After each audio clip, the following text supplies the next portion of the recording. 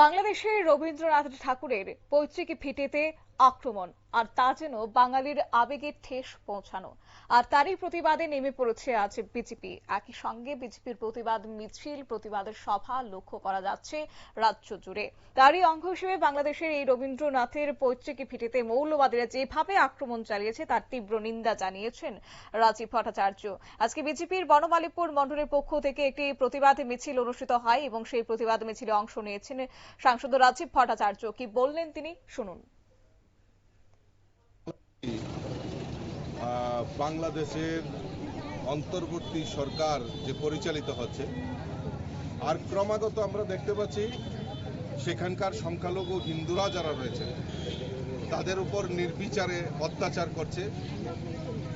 এবং কিছুদিন আগে আমাদের বিশ্বগুরু রবীন্দ্রনাথ ঠাকুরের যে পৈতৃক বাড়ি রয়েছে সেটাকেও তারা ধ্বংস করার প্রয়াস করছে।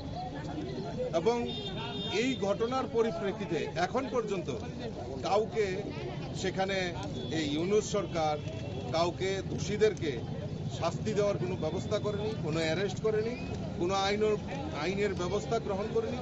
তার জন্য ভারতীয় জনতা পার্টি আমরা ধিক্কার জানাই।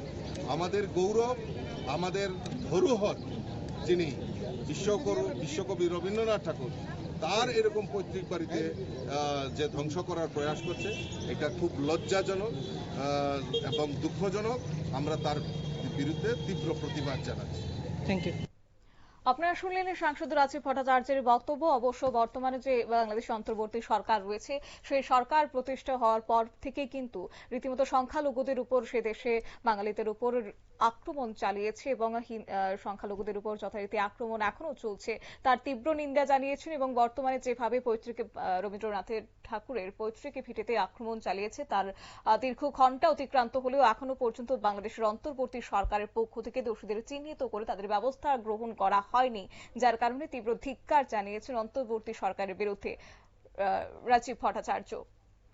সংবাদ আপাতত এই পর্যন্তই। পরবর্তী আপডেটের জন্য চোখ রাখুন শুধুমাত্র নিউজ ভ্যানগার্ডের পর্দায়। নমস্কার।